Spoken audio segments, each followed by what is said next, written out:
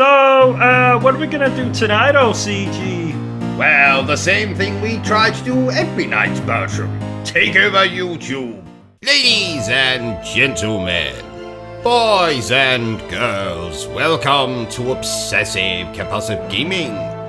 I am the Obsessive Compulsive Gamer, joined once again by my faithful manservant, Bertram. Say hello, Bertram. Hello, Bertram. And this is my review for Devil May Cry, the first one. So, dear viewer, don't you dare forget to subscribe to this channel and like this video. Devil May Cry originally released in 2001, a year I remember fondly as the year I met Dante in a public bathroom in the back end of nowhere. What were you doing in the back end of nowhere? I don't really remember, Bertram, but what I can tell you is I most definitely was not cruising round bathrooms armed with a tape measure trying to size up my competition, if you know what I'm talking about. I don't think anyone knows what you're talking about. Shut up, Bertram. So, I know exactly what you're thinking. What? What is this? I'm so glad you asked, Betty Burton, you beautiful bastard. Devil May Cry 1 is, unsurprisingly, the first Devil May Cry game. A series of action hack and slash titles starring Dante, the chap I mentioned at the beginning that I met in a bathroom in the back end of nowhere. That's Dante, not Dante from history who wrote that book about the 9 circles of hell and stuff. He's got his own bloody video game. It's called Dante's Inferno. Go and play it. It's an amazing game. So much better than the first Devil May Cry.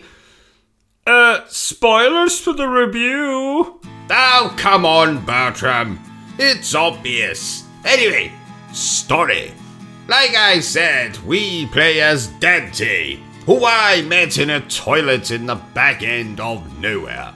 He runs a little business called Devil May Cry, or Devil Never Cry, or whatever the hell it's called, and basically he hunts down demons. So some very attractive woman turns up at his place of business and tells him that he has to go to some island to take care of an evil demon dickhead or some such nonsense. So basically Dante does that, and you'll spend the majority of the game exploring a castle and other such locations. So that's it for the story. Let's move on. I'm not sure I understood any of that. Well, top, Bertram. So, gameplay. Like I already said, these are hack and slash adventure type games. So basically you'll be doing a lot of hacking and slashing, unsurprisingly, using a big sword and shooting enemies with guns and fighting bosses with your big sword and shooting bosses with your guns. Is that it? Well, you can upgrade your abilities and buy new moves and unlock other weapons like fists and other types of guns and a different kind of sword and all that other some such nonsense, but yes, fundamentally you're going to be hacking, slashing, shooting, exploring, fighting. And how is the experience? How's the experience? What the hell is that supposed to mean? Are you asking me if I like the game or not, Bertram? Yes. That's why I... Yes? Oh, well, the experience, as you put it, was quite fun back in 2001, when I was much younger than I am now and played this on the PlayStation 2. And of course, there's been a few re-releases over the years. I played the game, of course, on PlayStation 3. I, of course, am now playing it on a PlayStation 4, which looks rather like a PlayStation 5.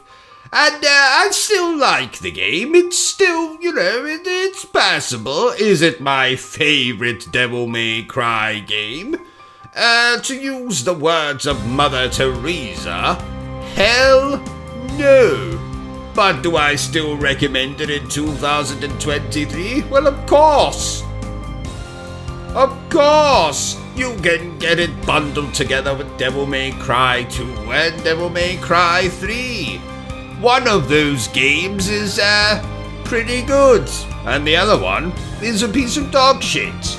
But is the first Devil May Cry dog shit? Absolutely not. Does it make you fight the same boss about 3 or 4 times, then fight another boss again about 3 or 4 times? Yes it does. Does that make it repetitive? Yes it does. Does that mean it's not as good as the other Devil May Cry games? Yes it does. Apart from the second one. Because the second one is a piece of dog shit, like I said. You're rambling now. Yes, I'm rambling now. Therefore, I declare that Devil May Cry is very good. So, there you have it, ladies and gentlemen. My totally not improvised review for Devil May Cry. If you enjoyed this little review of mine, don't forget to give me a thumbs up. If you haven't enjoyed it, well then feel free to give me a thumbs down. But please remember the single most important thing I always tell you, dear viewer, and that is to always stay obsessed with gaming. Say goodbye, Bertram. Goodbye, Bertram. Are you still here? Oh, you must have really enjoyed this video then. In that case, you had better subscribe to the channel and check out our other content. Otherwise, you're a booby pants, and no one wants to be a booby pants.